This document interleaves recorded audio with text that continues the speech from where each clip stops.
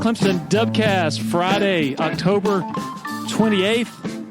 I have spent the last hour plus laughing a lot in this conversation with Charlie Whitehurst. And we talked a good bit about the current situation at Clemson heading into the open date. DJ Uiagalelei trying to rediscover his confidence and mechanics and a bunch of other stuff that have regressed recently. Is it, or was it, a one-game thing, or is it something to worry about moving forward? Paul Strelo and I have tackled that in abundance at TigerIllustrated.com.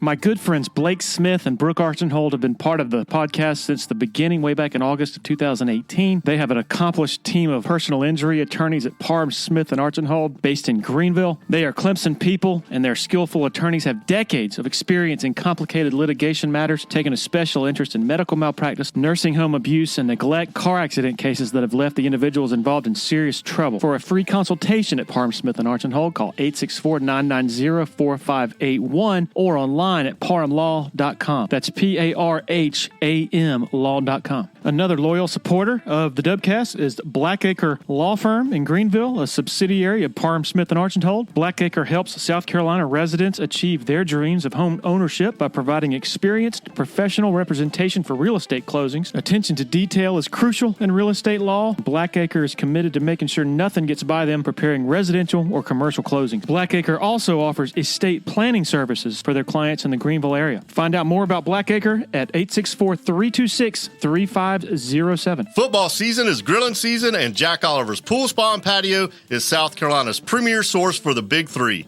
Weber, Traeger, and Big Green Egg Grills. Blackstone Griddles, too. I'm Jack Oliver.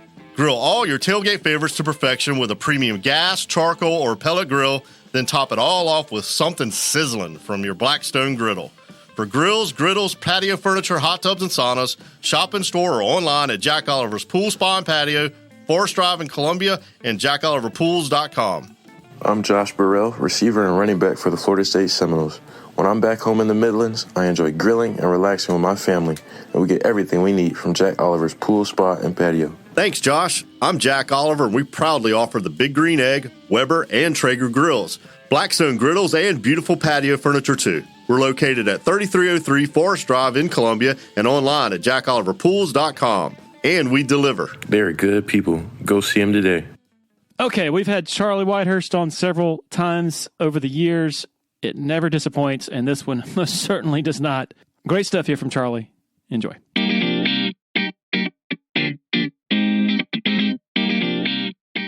All right, joined by one of the most requested guests that we get, Charlie Whitehurst. How you doing, man? Doing great. Thanks for having me, Larry. I've spent the last 15 minutes in stitches because I do my homework, and my homework before this interview consisted of watching the Pat McAfee show during the Florida State game. I get close to the end. I'm ready to turn it off. And the whole time I'm wondering, like, okay, who are those four random guys in the second row? That was actually going to be one of my questions. And then one of said random guys starts doing his Lou Holtz impression, and I'm just crying. I think that was probably the best part of the show. I mean, Pat is incredible to see him actually do it. It's been years since I played with Pat, and he was a character, when he was the punter for the Colts, and great guy in the locker room and everything. But to see him work at really, really the second thing he's been really good at in his life is incredible. I mean, his talent is awesome, and he's obviously done very well. But I can't remember what that guy's name is. I should know, but that may have been the best part of the whole show. It's like Lou was sitting back there, It was really, really funny. All right, I have tried to rig this recording equipment to pick up that part of the show, and I'm going to hit play, and I'm hoping you'll be able to hear it so we can laugh like hell again. All right, let me see. Can you hear? Hold on a second. Can you hear this? Lou Holtz say to the Florida State football Yes. team, Okay, awesome. 20, not a lot of time left, just gave up a 4th goal. What would Coach Lou Holtz tell Florida State to get these boys back in and get a stop and maybe get on the right side of things? Well, honestly, Pat, I don't know if there's anything I can say. Unfortunately, I mean, they're getting their asses beat right now. I think everybody can see that.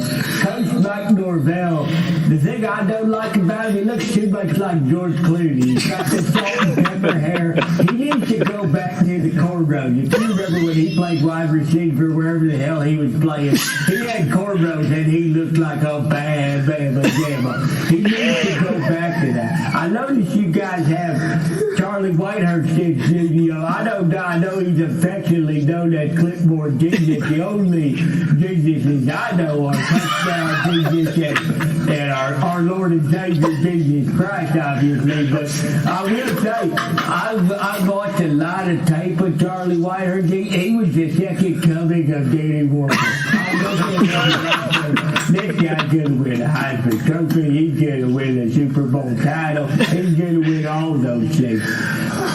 But again, if we go back to Florida State, I mean, look at them. You know, they were doing okay early, and then they kind of get all the wind gate was right on their face.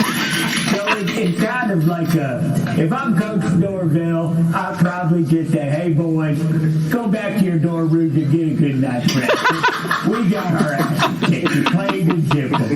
You got a point though, Coach. That's good. Great bounce. Oh my God! I mean, it went on much more, including ripping on your face mask that you wore in college. Oh my God! I wonder how long he can go. I mean, he's thinking of this stuff, you know, just as he's saying it, and I just, it's amazing. You know, it's cool to be around sports fans.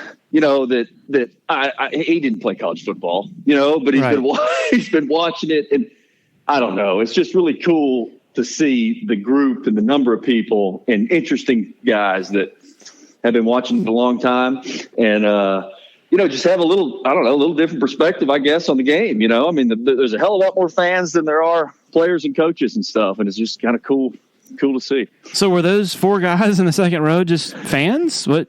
Who was?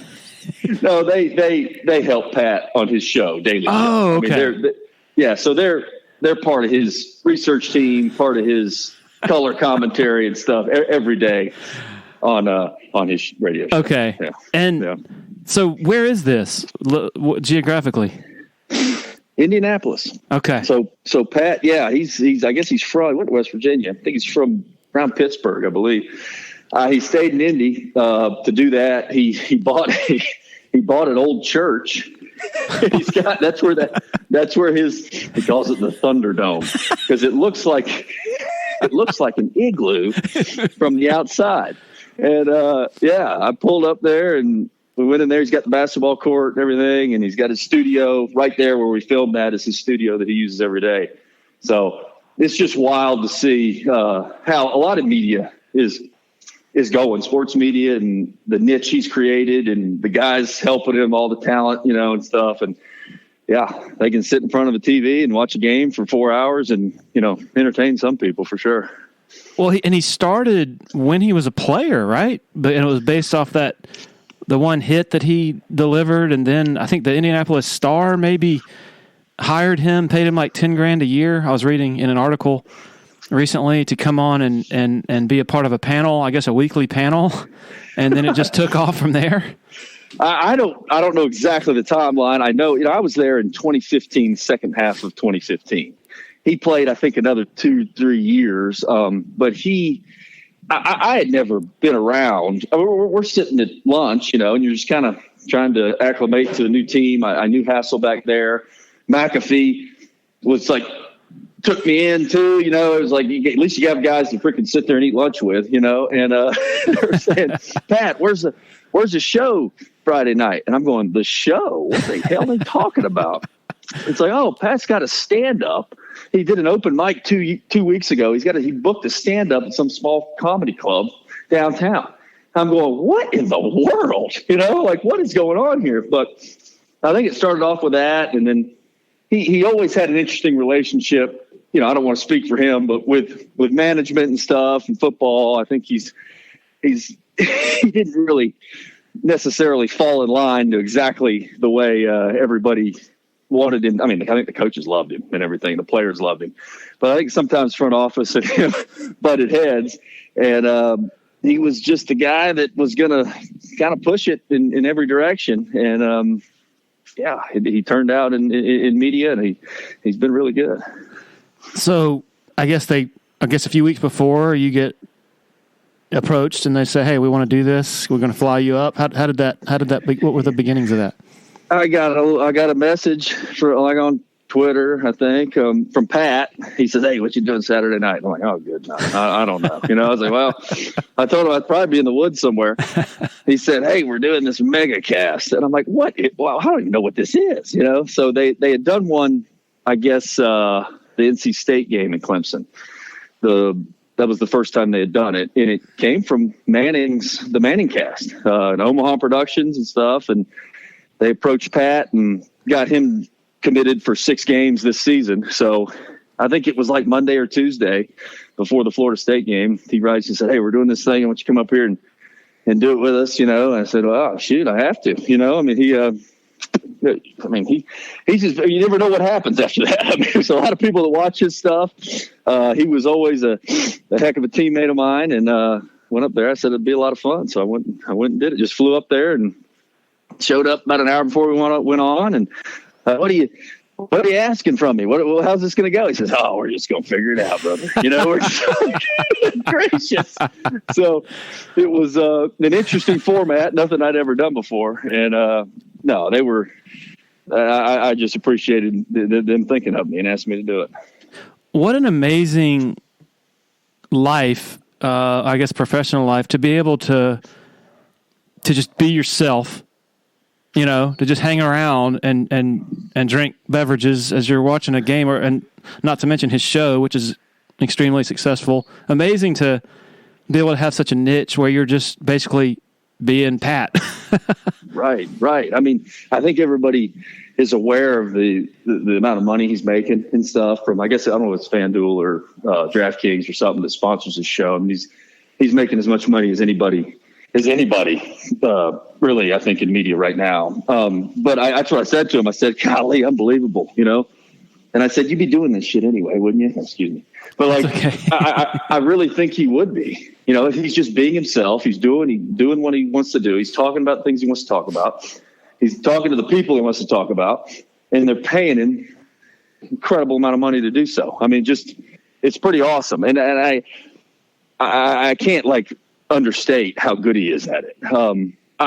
Maybe his content isn't for every single demographic, but for the one that he's got, that's exactly what those guys are looking for. Yeah. And he wings it too. I mean, coming in and out of commercials and stuff, they alert him, "Hey, you got 10 seconds.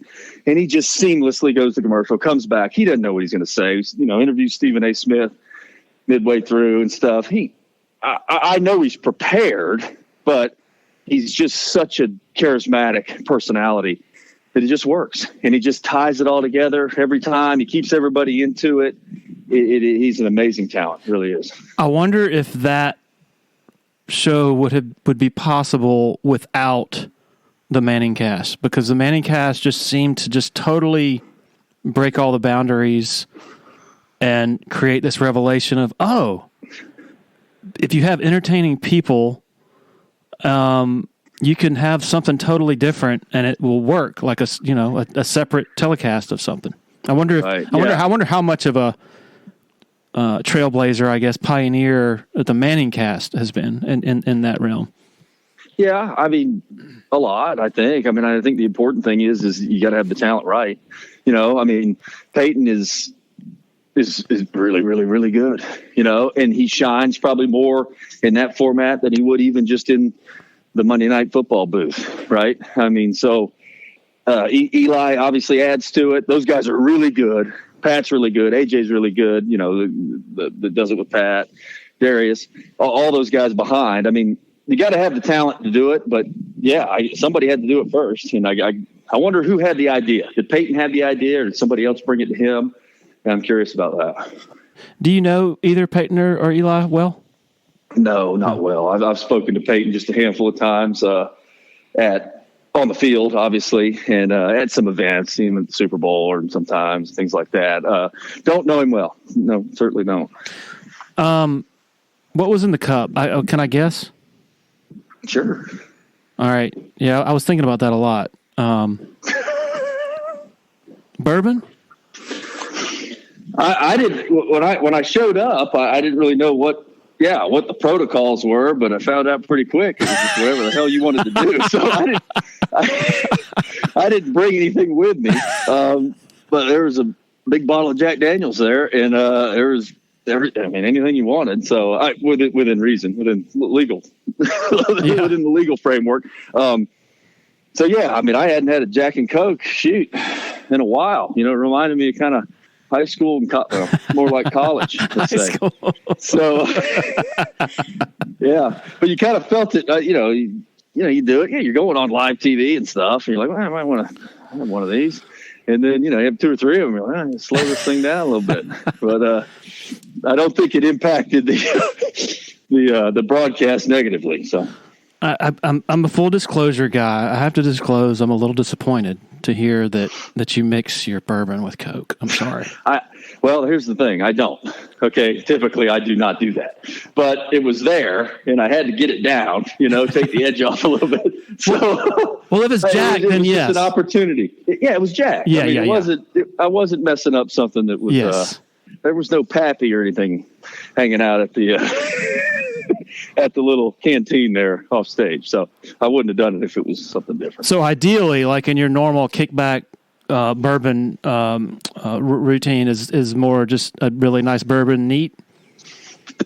Yeah. I don't drink a lot. I like bourbon fine. When I do drink, I usually drink tequila, to be honest. And some, which I didn't know that, that people actually sip tequila. I thought that was just like tequila shots in my younger days.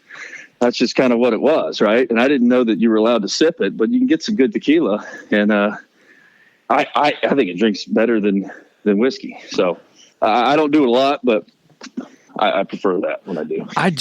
I have recently had the same revelation about tequila. I was playing music at Backstreets, and the owner, Pete, gives the band a round of tequila shots. And I'm just thinking, oh, God, I don't really like shooting tequila. But it was a really, really good tequila. So we sipped it. I sipped it. I'm like, wow, this is a revelation. I might need to start doing more of this. So that's interesting to say. I think it's really good. I think it's easier to drink. I like the taste better. And, it seems like, tequila right. hangover is terrible. Right. And, you take one too many tequila shots. It's like, that's the worst thing I've ever tasted. Well, you don't have to do it like that. You can just sip it. It's pretty good. I'm in a Zen-like stage at age 47 where, I guess there's like a curve or the matrix, I guess, where, the fear of or the pleasure of waking up without a headache has surpassed the pleasure of drinking one too many the night before. So I'm really enjoying it in terms of just not having to deal with the negative effects of that. Are you there yet? Oh God, I was there. I was there a while back. It's been years going, golly, I can't believe, when you first started doing it and stuff, like how bad you were willing to feel, the next day. And I'm not willing to do that. It's like once a year that I feel like that, and I don't like that feeling anymore at all. Yeah, it hurts a little more than it used to. All right, I've got to beat my chest here. From insecurity, I guess, but this might be like one of my crowning achievements of my professional life. I guess about an hour before y'all went on the air, you texted me to ask me for talking points about the game. Like, this doesn't feel right. He's asking me. But I don't think you even got to any of the talking points just because it was such an entertaining show, just doing a bunch of the other just Pat type stuff, right? Right. Yeah. And again, I didn't really know what I was getting myself into. I didn't know if I was going to be game analysis or not, so I figured, well, Larry knows what the hell he's talking about when it comes to Clemson football. So yeah, but no, it really didn't get to that. It was more just, I don't know, lifestyle type commentary. I don't know. So, no, I was let off the hook a little bit with that. So, which was fine with me. So the game ends, at, I don't know, around 10:30. Do you hang out there for longer? Do you go straight back to your hotel? What's the after situation like? Yeah. I mean, you're kind of, we hung out for a little while. You're kind of, you have to be sort of on, right, when you're doing the thing. So it takes a little while to wind down. So I think AJ had to drive back. He hit the road pretty quick, but a handful of us just hung out and they can just talk real freely. There's the camera's not on, and you tell some stories and stuff and hang out because I hadn't seen Pat shoot since years, 6 years. So it was cool to, catch up with him and some of the other guys. And we watched the end of the games and the end of the Pac-10 or Pac-12 now games. And yeah, I mean, shot a couple basketballs and, sobered up a little bit before I went back to the hotel. And I didn't feel great the next morning, but I flew back home the next morning. Yeah. What's your normal when you sit down and watch a Clemson game? Normally, is it like I've got to be totally zoned in, I can't have any distractions, or is it more of a casual thing where it doesn't really matter? You can have people around, or what? Yeah. It's pretty casual. I mean, I try to watch as many as I can, but especially Saturdays and you're watching a bunch of games and stuff. I don't want to sound negative at all. This isn't towards Clemson really at all, but just college football in general. And I think I've maybe mentioned this to you before times prior, but the no huddle stuff to me, there's so many plays in the college game now that you can't really stay zoned in. I mean, if you're by yourself, you can watch it, right? But if there's people around, you don't get that lull in the action, like if the teams were huddling, for 30 seconds, you can kind of visit with people and then you watch 5, 7, 8 seconds of the game. I mean, the no huddle now, you got to watch the whole thing. And it's 4 hours long. It's a primetime game. My attention span is not that good. So I probably don't pay attention as much as I used to when on a Sunday game when teams are huddling. It's just easier for me to come up and down, that 100 times watching a game than just staying aware the whole time. So yeah, it's pretty casual when I watch college games now, being honest with you. So you're out in the woods for how long recently? Well, I went, I guess early September. I drove out to Utah. I've got some friends out there, and we go elk hunting every year. And I was out in the woods. Gosh, I think we camped for 5 days. So we were 6 miles in and haul all our stuff out there. And I lift weights now, but I don't do a lot of cardio, as in I don't do any cardio, which I should probably change. But I probably got 60 pounds in your pack. And we walked in 6 miles and 1,000 feet elevation rise, and it's like, oh my goodness, I mean, worn out, and you got to put your tent up and all that stuff. But I was pretty worn out in this first night in the tent. My legs are cramping and stuff. I didn't sleep. I'm going, oh my goodness, I should have been in better shape. But it was cool. We were out there and we kind of chased around the elk for 5 days and got close a couple times. We're hunting with bow and arrow, and you're calling them. I don't know if people are familiar with turkey hunting. It's more or less the same thing. It's just this thing's 700 pounds. So we got close, and it's unforgiving country. It's mountainous up and down, and it's really, I mean, I really, really love doing that. It's really fun hanging out with the guys around camp, midday and at night, and going out early and late to go hunt. So we got close a couple times. That was cool. Then I shot up to Teton. We camped in Teton for a couple nights. shot up to Yellowstone, did the same thing. And I'd never been to those parks. And that was Whoa. just to, that was just to sightsee. We weren't hunting or anything up there.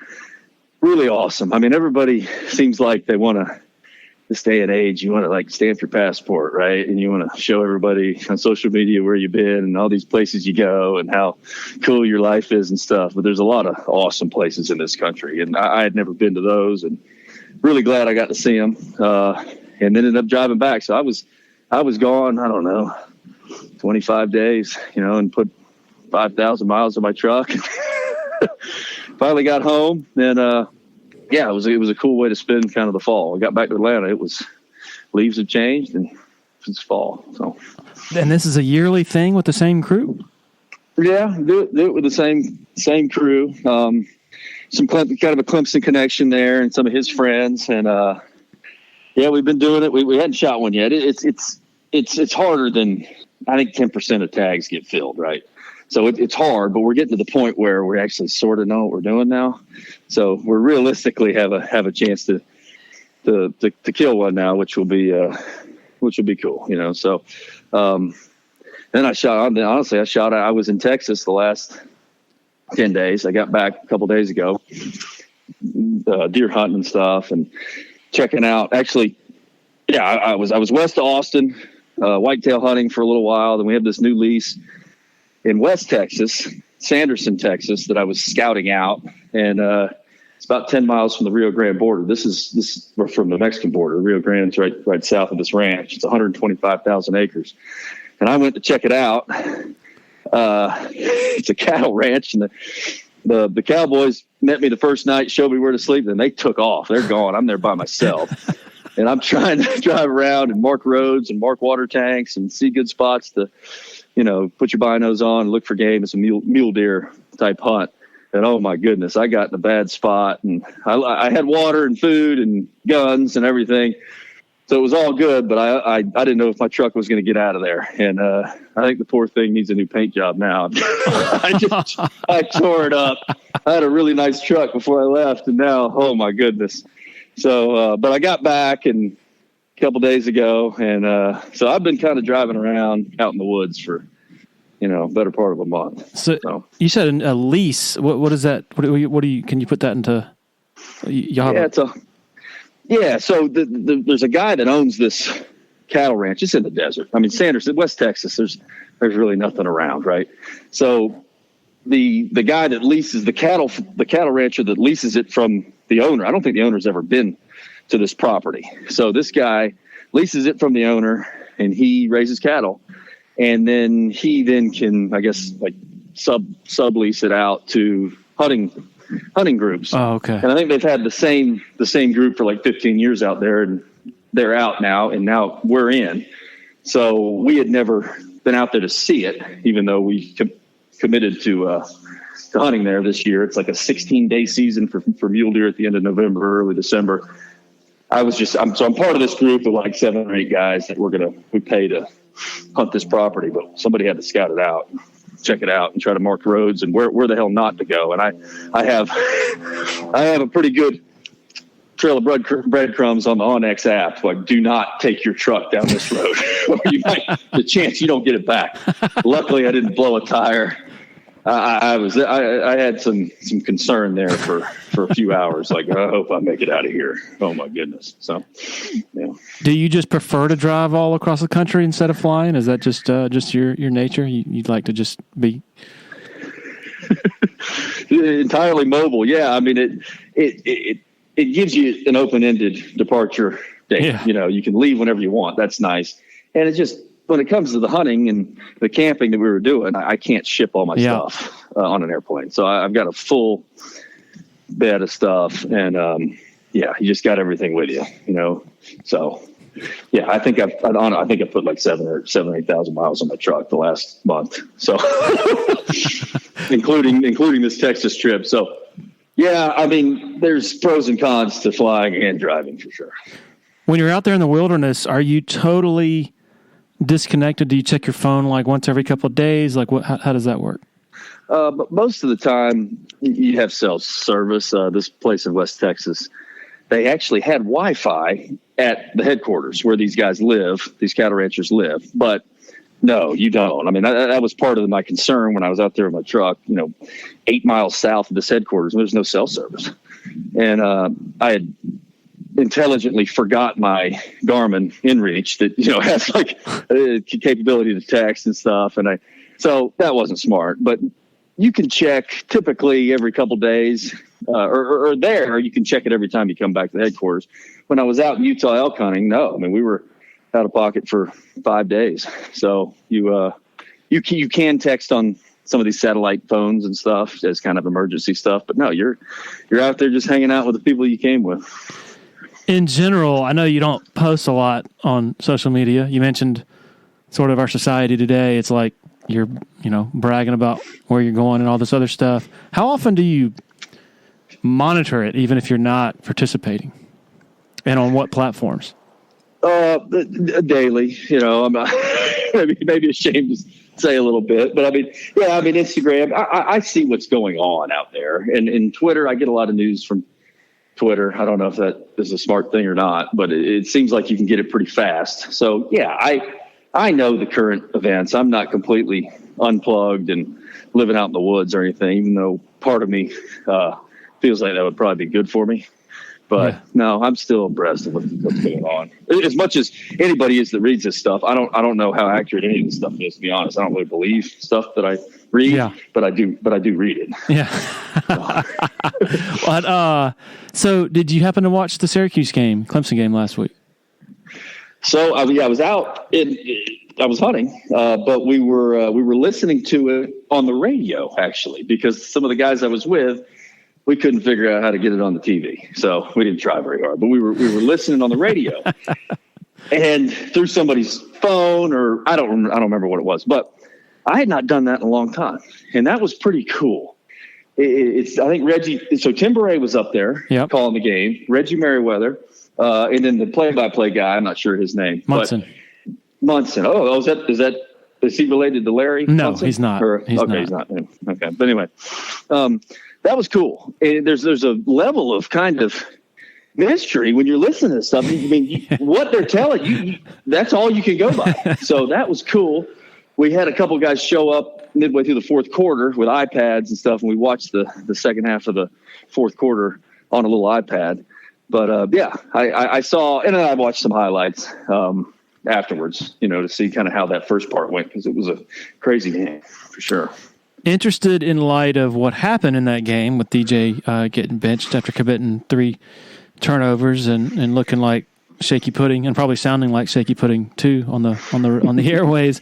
Interested to get your thoughts on the big picture, just from what you saw of him last year when he obviously struggled, leading into when he really exceeded almost everyone's expectations over the first 7 games, except maybe Dabo's, because Dabo was high on him all along. Just curious what you've seen just as a quarterback, just from his progression, and then we can talk about, I guess, what's happening more like at present.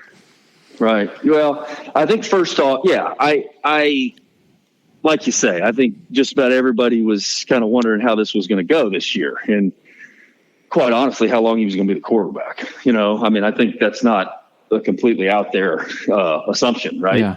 And he, I have to really give him credit on doing so much better and improving when he has to feel the pulse of what's going on, and he's a huge recruit at a huge program, and the pressure, maybe he's able to just not feel it or whatever, but like there's a lot of pressure, and there's a lot of people trying to tell you, try to shake your confidence, period. I mean, that's really what it comes down to. I mean, he's talented enough to win, for them to win all the games and stuff like that, to me. I mean, he's big, strong. I don't think his accuracy is a 10, for sure, but his arm strength probably is. He should be able to do it, and he's proved this year that he can. So I give him a lot of credit for weathering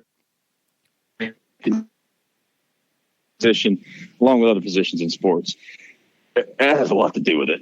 I mean, if you're out there not real sure if you can do it, nobody's, people are pulling against me or whatever. It's hard. And so I give him credit. I give Dabo a lot of credit too for saying, you are our guy.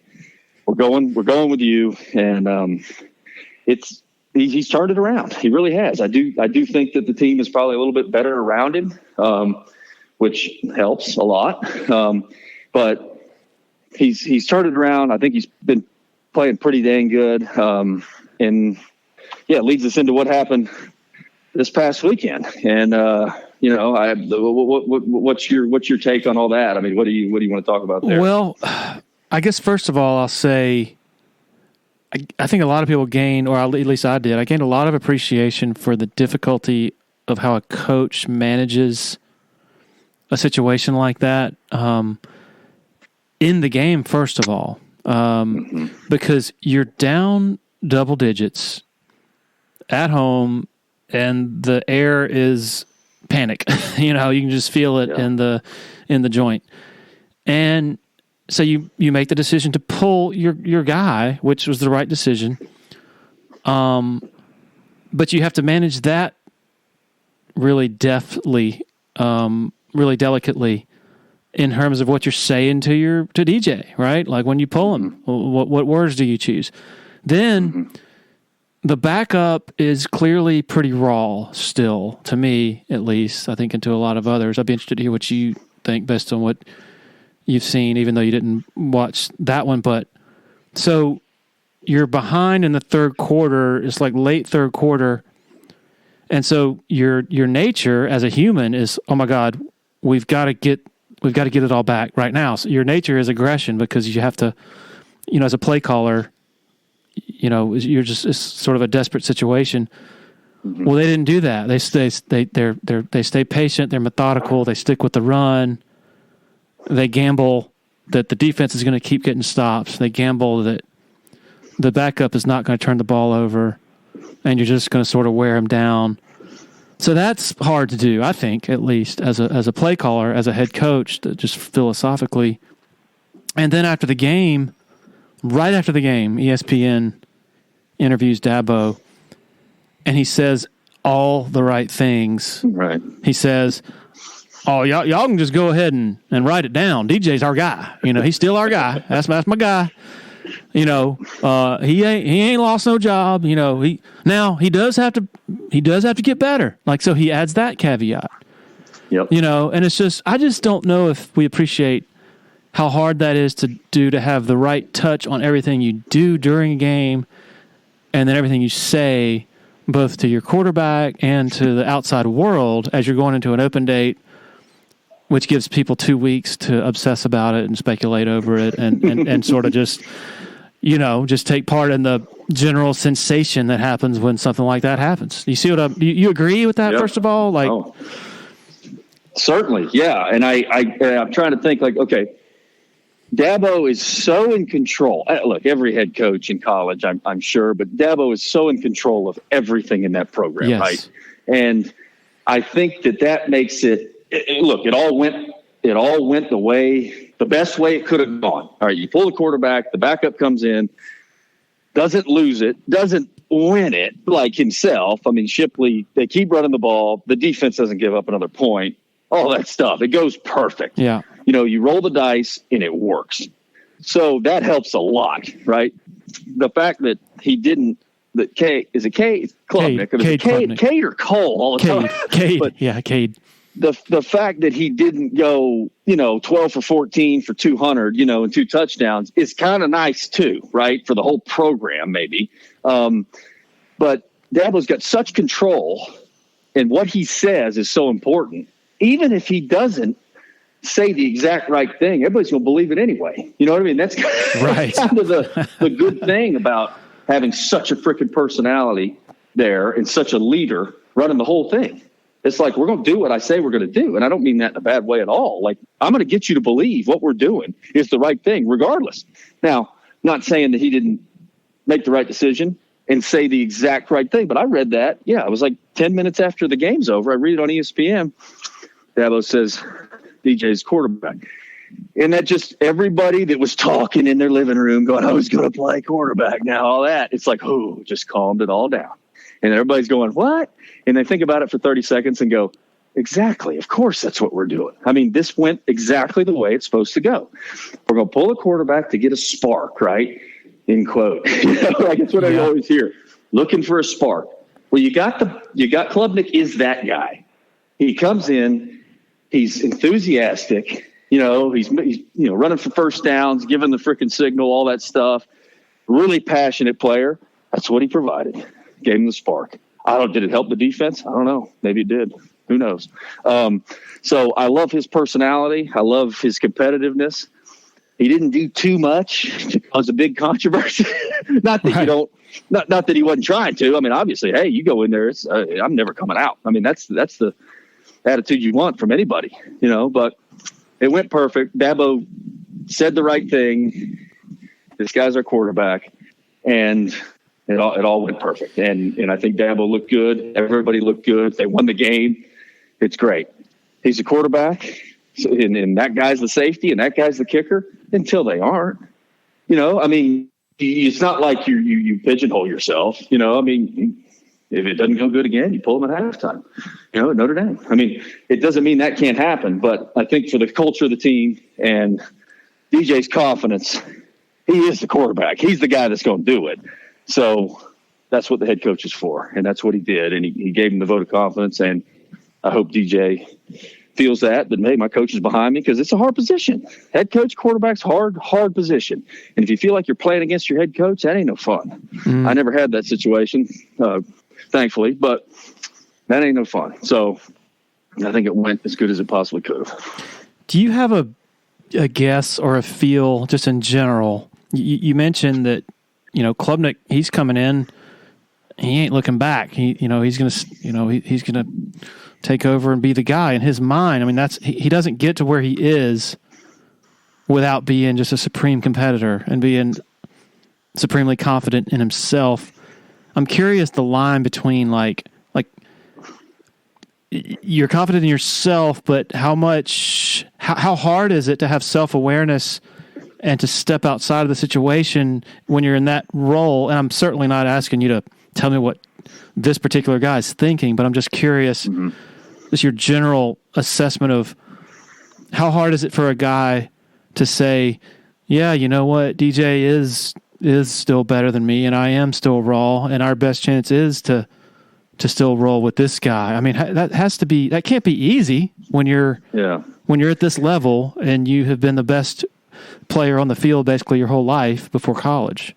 Mm-hmm. Yeah, I think the part of the Clemson culture makes that easier. I mean, it's such a team environment, and it's such a, you're next man up type thing too. I don't know what that is. Sorry. Where are you? But I'm here at my garage, and I sounded like a neighbor or something. I don't know what that was, but maybe they recognized you from the Pat McAfee show.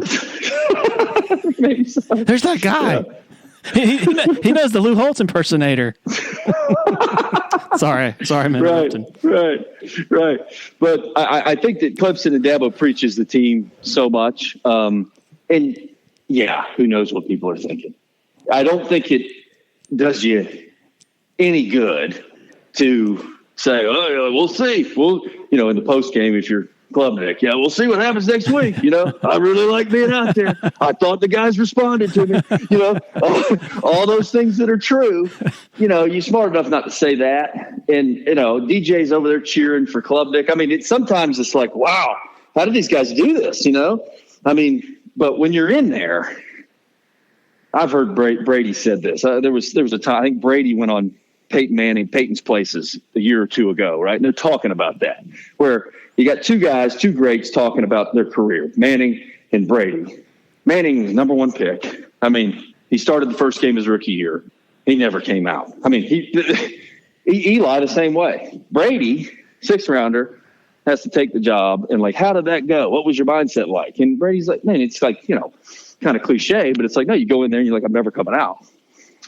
Yeah. It's like, well, how do you do that? You got a relationship with Drew Bledsoe. You got a relationship with DJ. Like, I don't. I had a relationship with Willie Simmons. I mean, he was the leader of the team. Huge respect for the guy, you're not thinking about that. You're in the game, you know, and you're not going, this is my team. You're just going, I need to perform and do my job, you know? So I think that all those thoughts, they can certainly come in afterwards, but when you're out there, you better be yourself. You better be yourself. If you're quarterback, if you're under center taking the snap, I don't care if it's, you know, second half or whatever, you better believe you're the man and this is your team. You don't say it. I'm not saying you even feel it after the game. You have time to reflect, but the position is played that way. And, you know, they look, you go in there or whatever the situation is and you go, they've never seen me before. You know, this defense, they don't know what they're about to get themselves into. That's the mindset. And I'm sure that's what Klubnik had going through his head at that point. If you're in the Eastern Midlands and PD area and you're in any way interested in buying and selling a home, commercial property, land, need to consider reaching out to Uptown Realty. They're based out of Sumter and run by a friend of mine, Patrick Enzer, big Clemson guy, used to cover the Tigers in a newspaper capacity, longtime supporter of Tiger Illustrated, longtime listener to the Dubcast. The home buying process should be an enjoyable experience, so let Patrick and his staff do all the heavy lifting. All you got to do is pick up the phone and call 803-774-0435 or go to uptownrealtysc.com. Want to share a quick word about Founders Federal Credit Union? If you've been to a sporting event in Clemson, you've probably heard about Founders already. They are the official credit union partner of the Clemson Tigers. In addition to that, all Clemson faculty, staff, and students are eligible for membership as well as IPTAY members. Matt Gross is a proud Clemson alum and the vice president for the Clemson market for Founders Federal Credit Union. Matt's office is located beside the Walmart Neighborhood Market on Old Greenville Highway in Clemson. For more information, go to foundersfcu.com. When you're ready for a complete renovation in your home or business, open the door to more with Harris Home and Harris Commercial. Their local experienced team will totally transform any room space, from beautiful floor coverings to construction to finished details. Harris handles every step of your renovation process, whether it's a kitchen or living room or an industrial or educational setting, like some of the positively stunning work they've done at Clemson University. Go to discoverharris.com and experience a total renovation transformation from Harris Home and Harris Commercial. Solero Communications, formerly known as Tandem Payment, is a full-service integrated electronic payments provider powered by leading-edge technology. Solero provides a wide array of merchant solutions, simplified payments. They make onboarding, taking payments, maintaining risk management and compliance, and getting support quick and easy. At Solero, they're all about helping you achieve sustainable growth as a business. Taking payments isn't the only thing your business needs. With Solero's solutions, you can manage inventory, sell products and services via social media, schedule staff, track sales, get reports, and much, much more. Find out more about Solero at solerocommerce.com. That's CELERO commerce.com. Can we revisit 2002 and the changeover just to refresh memories and also just to get your the images and memories that stick out the most to you about when the change happened and you took over for Willie? Yeah. It was kind of all of a sudden. I mean, I played in a couple games. I watched Woody play. I was redshirted. And Willie was a big part of the team culture and chemistry, even when he was not the starting quarterback, and when Woody was still there. And he was, fast forward, you can tell why he's such a damn good football coach, because he was coaching the team back then too. I mean, he was a player coach, even before he was a starting quarterback. So it was his team. I had played in a couple games and kind of up and down, but done pretty well. And I think I'd done well in spring practice, before that year started, and solidified that I was going to be a capable backup at least. But it was after, I don't know, it may have been the NC State game. I can't remember the game before. Maybe it was Virginia. I can't remember, but was it Virginia? I don't remember what was before the Duke game. I guess it was, I don't remember. But I think it may have been NC State, which I had played. I don't know. Regardless, there was some up and down. Most of it was pretty good. And Mike O'Kane called me in, it was like Sunday, I guess, and said, hey, we're talking about the game. He said, hey, you think you're ready to start a game? I've told them, when people ask, I remember this like it was yesterday, and he said, you think you're ready to start a game? And I remember going, thinking, what in the hell are they thinking? Hell no, I'm not ready to start.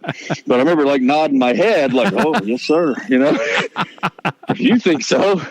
But I didn't know what he was about to say next. And he said, well, that's what we're thinking this week. And I remember going, oh boy, what have I got myself into? And he said, I think that's what we're going to do. And I remember walking out just going, oh, wow. You start thinking of a lot of things at once. Number one, you got a huge responsibility. Don't know if you're really ready or not. I don't know. Who knows? And and you think of, the guy that doesn't have the news yet, you know what I mean? Willie, and how much he had helped me, and we were working out together, and I think had tremendous mutual respect and all, and going, golly, this could be it, for him, and that dream kind of like, so it was, it happens. And that's what you do it for. You want to play, you don't want to sit there and watch. And, but there's only one guy out there typically at that position. So it was certainly kind of a life-changing moment, really. But even before the game, like, oh, here we go. I've got some responsibility now. So. What was the conversation like with him, the first conversation, if you can remember? I don't really. I remember more after the season when I don't remember the first conversation. I don't. I will say I never thought that there was resentment towards me from him at all. Because he's not that kind of guy. Really, and I seriously had so much respect for him, what he's done since then too. I don't recall that. What I do remember is, we win the Duke game, we win the North Carolina game. Both those games everything goes right. I'm playing great. Offense is doing what they need. Everybody's doing good at least on our side. Defense is it's just going good. The easiest start I could have imagined. Right. Maryland comes in, just absolutely expose me pretty much, a completely different defense. So then we're going into the South Carolina game, and now it's like, oh my goodness, now this is a real big deal. And we had South Carolina at night at home, and we win. We had to come back in the fourth quarter, and we win. And I remember down in the ball, we run the clock out. That was the whole Yusuf Kelly thing where we handed it to him. I think we got the ball with 5.5 minutes to go, up 6. And we have to run the clock out against an SEC team that's tougher than us. It's going, plug the run. Well, we run the thing out. So we're in victory. I kneel at the last time, and the first guy runs and grabs me is Willie on the field. It kind of gets me right now because I'm not really, that. I don't know. That's not really a thing that's like, look, you do your job, dude, but like he really did care about that. You know what I mean? He was excited for all of us, for the team. He was, and he was excited for me. And that was like, wow. I'll never forget that. And then kind of your original question after that season, after the bowl game, when he called me and Chancey and Will Proctor, the quarterbacks at the time, he said, hey, I want to meet with you guys. We all drove up there like, what is this? And he told us he's going to transfer. And it was like, I wasn't a dry eye in the whole place. It was really, it's just like, oh my God, break. So then you're thinking, oh God, what did I do? I broke up a family. We were all buddies and working together and stuff. And I don't mean to take that. I don't mean that in any way. I don't like to take credit or anything. I don't mean it like that, but it's just an emotional thing, he's going to leave and go to Citadel. And then you're going, soon after, I remember I drove him home. I drove him back to his apartment, me and him, and it was just, he was just so mature and such a man about it. He was just he made everybody feel okay about it, and it's not that big a deal if we were all 25 or 30-year-old, you just think that big a deal. We're a bunch of kids. We're learning how to be grown-ups and kind of like, kind of emotional about it instead of just being like, hey, it's the way it goes, but you quickly after that say, all right, he's not here anymore. And I was going to be the quarterback anyway that next year at 03, but he's now not here. And if there was a crutch that I had or something, it ain't there. You're kind of, It's you got to run the show now. And so that was a kind of a growing up moment again. It's like, here we go. And it was, full steam ahead, and that's the way it went. Your first reaction is being sentimental and kind of upset and like, wow, how many sort of high-level athletes out there, quarterbacks out there, would have had the first reaction be sweet. It's my job now. I don't have to deal with this guy. Like, because isn't that what, like Michael Jordan or somebody? I don't think Michael Jordan would have been like, oh, I'm so sorry. I can picture him going, GTFO or whatever. Like, I won that battle, right? Or maybe even Brady. I don't know. I'm just curious for your insight into that. Like, how common was you think your reaction in that world? It's not like I knew it wasn't going to happen. Right. I mean, I knew he was going to transfer. Yeah. Before that, it was kind of already probably done. It was just the human part of it, of the guy from, Quincy, Florida, that didn't go to Florida State. Somehow Tommy got him to come to Clemson and was going to light it up here and then go play in the NFL. I mean, I know that's what he wanted to do, and it was just the human part of it. It's the nature of the beast for sure. I mean, it's not what, now here's the thing. It's like he could have played the next year and then hopefully I could play 2 years and we both could have had that experience, but it was already done. I had already gone through all that stuff in my head. It was more just the human part. It was the fact that he called us in there and I was like, that's the last meeting he was going to take. And it was for us four in the room and at Clemson. And it was just more the human part. I'm not going to say that it wasn't, I wasn't excited that he was like, oh yeah, okay. But there was a little bit of, this is why I'm here. Yeah. This is why I'm here. And I don't want to have any disrespect towards him and some of those feelings I was having at the time. I mean, there's part of it was damn right. Not that you're leaving, but it's just like, this is why I'm here, and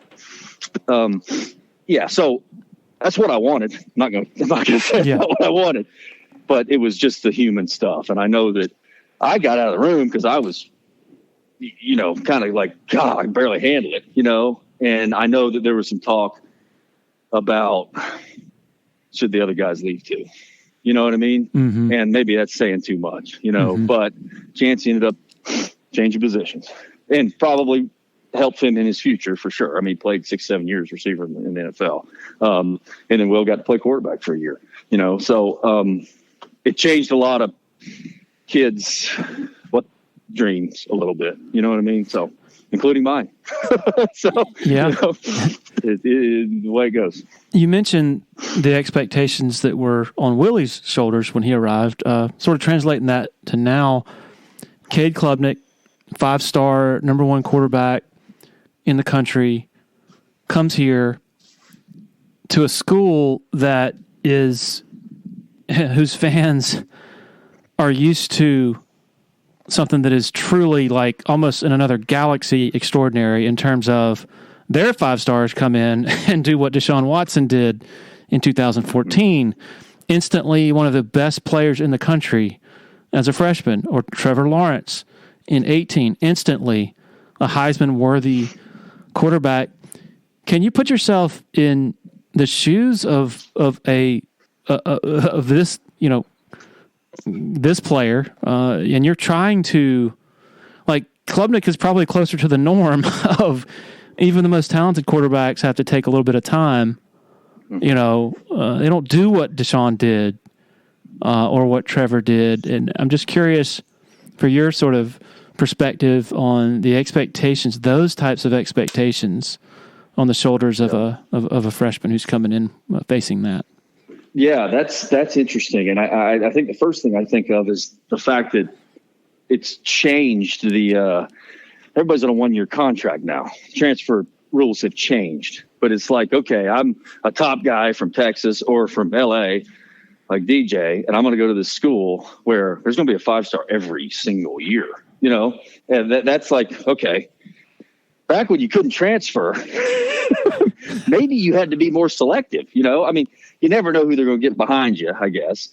But, so there's that thing going on that it's changed a little bit. Maybe it's easier to step in and go, I mean, look at like Justin Fields starting for the Bears. It didn't work out in his first go round where he went first. So he just went somewhere else, another super program, damn near won a national, I guess didn't win the national championship there, but it was a top 10 pick, all that stuff. So, but that wasn't really your question. So like, I don't really know. I mean, I didn't have that. I was not the huge recruit. I was planning on playing 2 years after Willie, and that was, pretty good. I mean, at the time, that's kind of how it went. I mean, if you were a 3-year starter at a big program, that was, not terribly normal, right? So you try to play 2, maybe 1. I don't know. I don't know what the expectation is like. Maybe it's easier to say, well, if DJ keeps rolling, I'll leave or something. Not real sure. I mean, I guess Klubnik has 2 years after. He's 2 years younger. Well, he's a true freshman, so yeah. DJ by all accounts, DJ is on the 3-year plan, so he's planning on graduating in December and going to the NFL. So, I didn't realize that. yeah. So, okay. I was just speaking in terms of. Go ahead. Well, I was saying, does DJ get another year for the COVID thing? He could. Oh yeah. He could. He has eligibility left. Years. He's just always been on the 3-year. That's been his. And you could argue whether that's the smartest thing in the world or not, I guess. We really don't know right now. But I was just speaking in terms of, like when Cade came in the opener against Georgia Tech in garbage time, leads the offense down the field. He did look good, but it created this massive sensation that was, I think, it was overheated. It was like, oh my God, got to put him in right now. If we want to win a national championship, we got to go ahead and make the change, because the assumption is, oh, that's another Trevor Lawrence or Deshaun Watson, and it's just that's not. I mean, it's really always the case. What's really amazing is that those two guys came along to the same school, first of all, and within just a couple of years of each other. That's incredible, because most schools don't get one of those guys in a century, Sure. So, Yeah. Right. I mean, Deshaun, I've said this too, when like last year, when it was kind of down. I mean, some of the commentary you hear is like, what's going on with the quarterback? It's like, well, look, I mean, there's a bit of a contrast. Deshaun was the best player in college football, the best player in the whole thing. And then, you skip 1 year, then you got the best player again. Lawrence is the best player in the whole league. Yeah. So, and I think that's different too, with how fast they ascended. The guy that they overtook, probably was, I mean, the whole thing with Lawrence. And I think Kelly Bryant, he was upset about it and stuff like that. But it's like, in hindsight, I mean, exactly what needed to happen. Exactly what should have happened at the time. This one's maybe a little different, maybe. So, I don't know what their expectations are and stuff, how fast they want to play. But no, you look, you sign up, you go to this program. I'm not saying it's a wait your turn thing, but you're going to get an opportunity eventually, and you take it. And if it's the first year, great. If it's the second year, great. You end up, you take it. And if DJ's thinking about leaving after this year anyway, well, that's probably a pretty good way to get 5 stars to your program all the time. Hey, this guy's on 3-year plan. I don't know if DJ's told Dabo that or not. I guess the assumption maybe he has. I believe he has. Yeah. So, and maybe Klubnik's thinking the same thing. All right, well, let's roll in a 5-star every 2 years, and we're going to have somebody. So where they are right now with DJ is it's kind of a reset. Like, okay, his mechanics have started to get a little out of whack. The footwork, some of the stuff from last year kind of creeping in, some hesitation. I think you might have even seen against Florida State at times, maybe late on some throws. So they're doing like kind of a reset of, okay, we've got to get back to what you spent the whole off season working on and honing. I'm curious, when confidence sort of goes, and his confidence clearly is diminished or has been diminished recently, what do you do to get it back? Or is that kind of if you knew the answer to that, then you'd be I'm still be going. Yeah. No, I mean, you could ask the same question with all due respect to Tom Brady right now. I mean, how do you do it?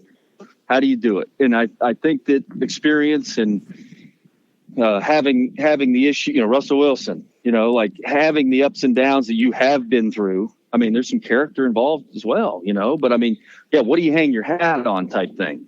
And I've been there. I mean, the 2004 season I never thought I'd feel that low and feel that, I don't know, wow, like I didn't think it could get this bad. And what do? Well, you lie to yourself, maybe. You say every single week, here it comes, here I come. I mean, there's only one way to think of it, in my opinion. That I don't care what's happened before. I've got tremendous belief in who I am, and I'm going to go and I'm going to light it up. And everybody's got a different personality for sure, but I think, sometimes you can think of it as too big. Oh, I'm gonna throw this. We're gonna score a touchdown on this play. I'm gonna throw it over everybody's head or whatever. I think the common thing you hear from coaches is get back to fundamentals, simplify your mind, your reads. I mean, that's what it seems like coordinators do sometimes. If one side of the ball is struggling, we're going to simplify stuff. So we're not thinking as much. We know our job and we're going to do it as hard as we can. And so I think there's probably some of that's going to happen in this off week. But yeah, I mean, it's $1 billion question too, because it is in sports in general. I think it's so great, and that's why kids should do it, because there's times where you're going to be kind of tested, and you got to kind of figure out who you are and go show everybody. So we will see. We will see how it all shakes out. You are clearly very well-rounded. You're having a great time in your post-football life, doing a bunch of different things. When you look at people like Tom Brady, I guess I can't say people like Tom Brady because there's not many people like him.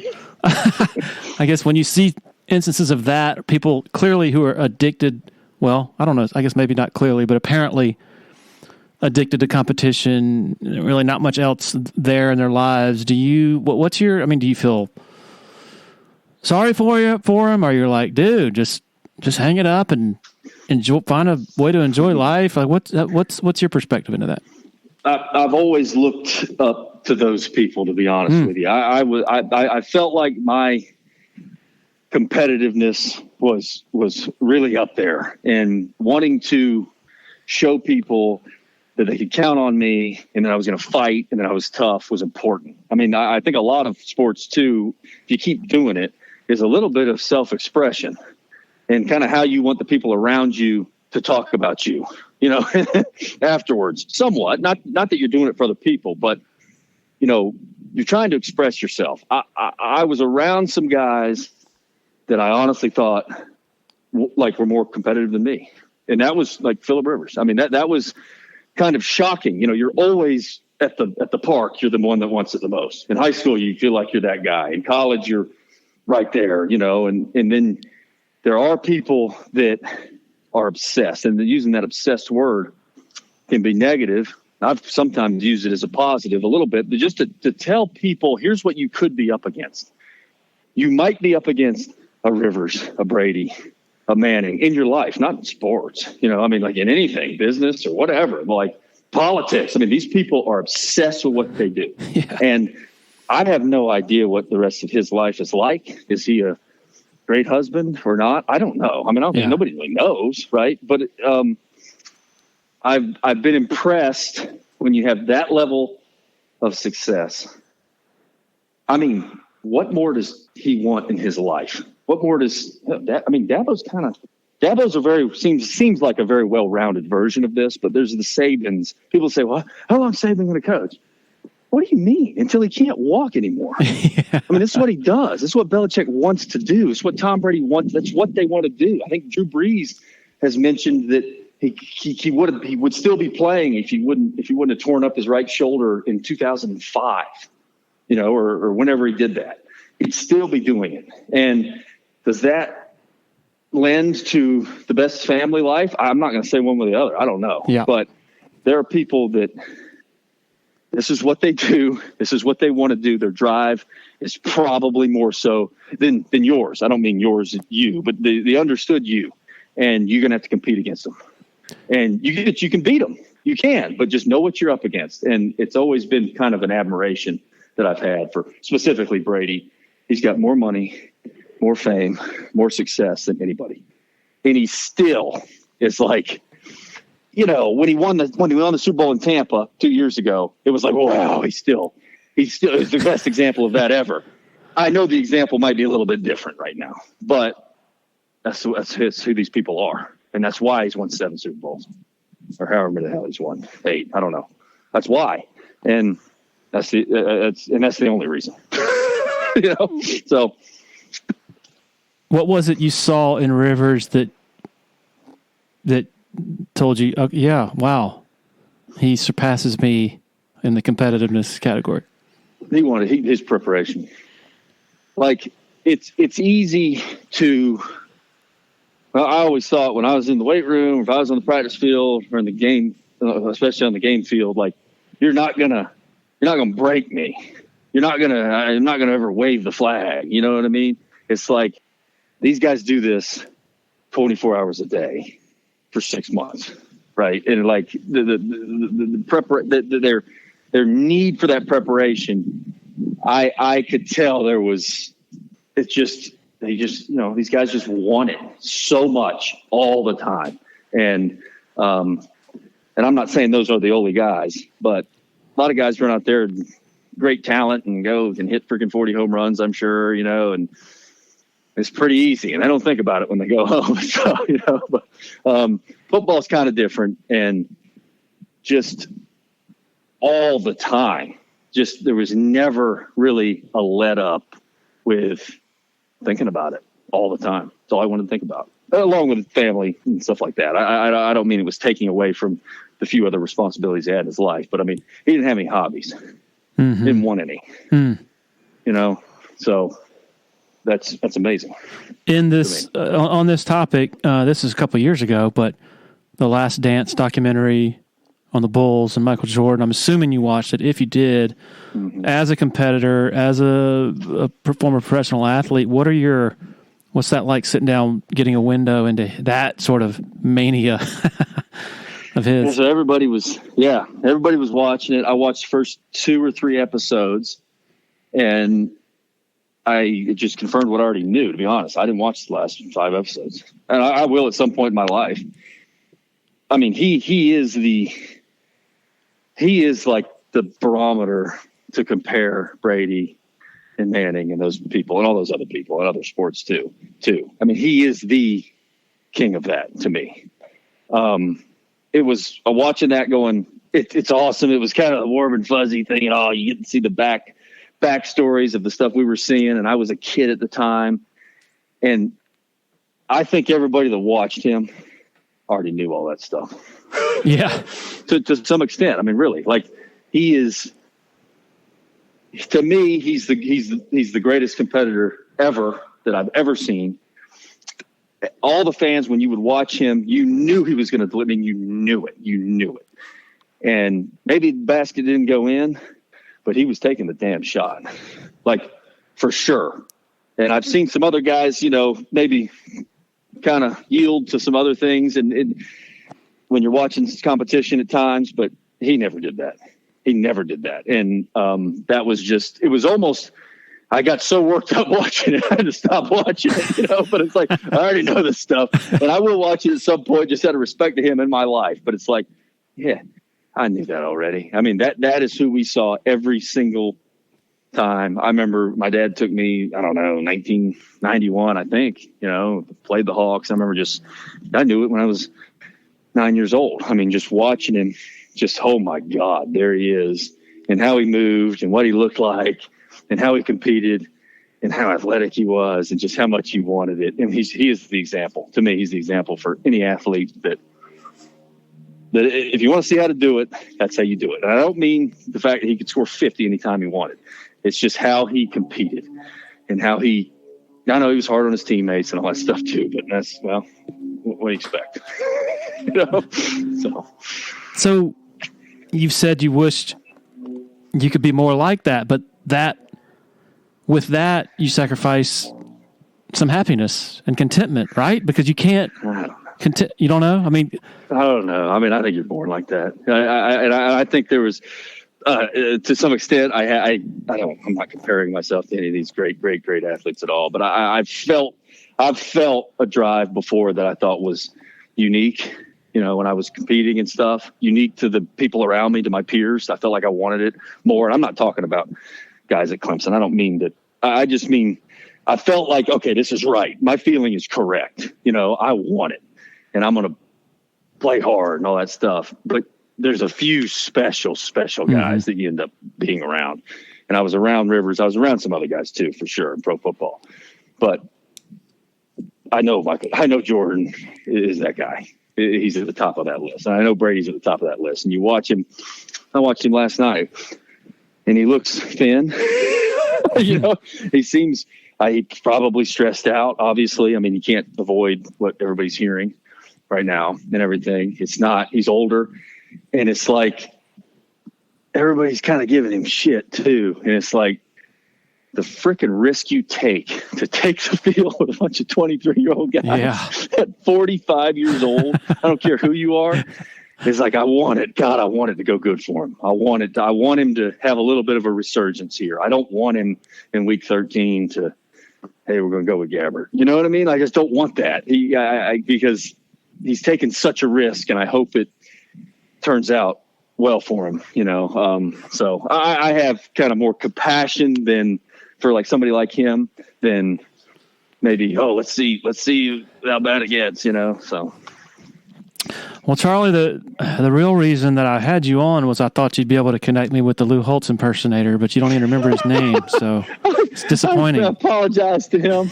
No, I had a great time with him. He was, and the guy sitting right behind me, I knew their names at the time, but they were great. They were cool. I asked him. I said, "Hey, so you guys like buddies with Pat? Or where'd you guys?" Hell no, man. We just got out of college. I'm freaking. Wrote him a letter. I wanted to intern for him. So these guys are like, wow. They're going to be in sports media for a long time. That's what these guys are going to do in their life too.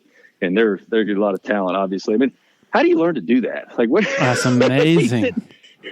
He's sitting in his bedroom doing that, so, as a kid. Good gracious. And not only to have that talent, but then to just be able to just go off the cuff without busting out laughing yourself on national TV, no less. Yeah, live. Oh my goodness. Well, one of the other things that stuck out, I want to be sensitive here, but I busted out laughing. They're talking about your face mask, because it was the Jared Lorenzen face mask, and you said, I kind of got hit. I was writhing around like Tua. Yeah, I had a back. Yeah, kind of like him. Anyway, right. They were like, all right, let's pause to remember Jared. Rest in peace. And then somebody says, also Tua. And then somebody goes, actually, he's still alive. Like, oh my God. Anyway, sorry. That was just hilarious. You get down, he's not dead. Down a road, yeah, right. Tua's not dead. I mean,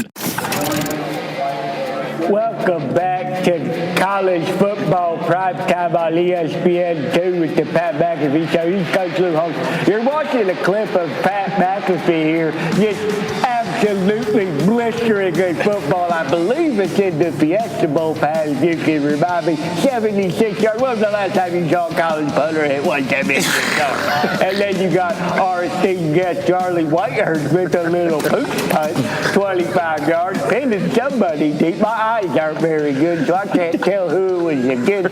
Maybe Charlie can tell us. But, boys, if you'd like to walk us through those two unbelievable plays of your careers, I'd love to hear more about it. Duke Rockley would have loved to have a couple punters like you guys back in his day with the Four Horsemen. Thank you, Coach. It was an honor. That was not in the Fiesta Bowl. That appeared to be in Morgantown there. My mistake. Charlie, that's how many times did you do the quarterback punt? That was one. I had one quick kick in my career. I remember thinking, I'm going to drop this rugby punt on the 2-yard line, and then right before the snap, a wave of anxiety came over me. I said, if I drop this, I swing my leg, and I don't touch anything. So I went the conservative route and just made sure I got my foot on it. And hey, good contact. I put it inside the 20, I think, though. Yeah, inside the 15. It ended up on the 19. Oh, 19, you got a good backspin and landed at the 12. You kind of got screwed. Yeah. Charlie, can I ask why you were wearing a Senator's face mask? Yeah, Coach Lou Holtz, what are your thoughts on Charlie Whitehurst's face mask? Well, I'll be honest with you. You see a quarterback wearing that kind of face mask, you're saying, okay, let's pressure this guy because he probably stinks. Okay? Typically, good quarterbacks aren't wearing that kind of face mask. Guys who stink who have to play quarterback are wearing that kind of face mask. So, Charlie, if you want to take it away here and tell us why you were wearing that candy face mask, and that's a big rub on Florida State. But go ahead, Charlie. Why were you wearing that face mask? You look like a moron. Back in the day, they could, those guys were aiming for your chin. And I played in a bowl game as a freshman and took a few hits and ended up locking up like Tua, at the end of that game.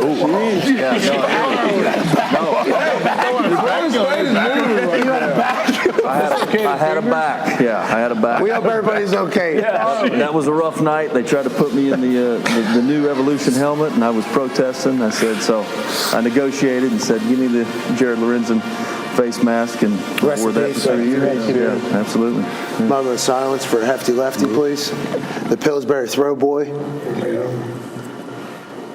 We love you, Lorenzen. Love you, Jared. Miss you, Jared. We do miss you, Jared. Tua as well. Tua's not dead. I know, I'm just saying for when his comeback. We hope he's okay. Yeah. Next week. Tua's rolling, too. Tua's rolling early. Yeah. Oh, no. That Miami team looks very good. Florida State, they'll move in here. Let's go. And I mean, that's serious stuff. Yes, it is. Obviously. Yeah. And I hope we didn't make too light of that. No. But, I'm glad, Tua, it looks like he's going to recover from that because that was scary. I mean, I had a similar thing happen when in that bowl game. And really? They said, all right, yeah. Well, I didn't lock, but I remember watching it in tape. My arms fell back, and it was just more like a flop of just, like that's wow. it. Like, oh my God. I mean, it was really bad. I was up all night, and lost my stomach 20 times. I mean, it was bad. It was a little different time though, too. You know what I mean? It was before we really knew how serious all that stuff was. And but to their credit, they said we're gonna put you in one of these new helmets.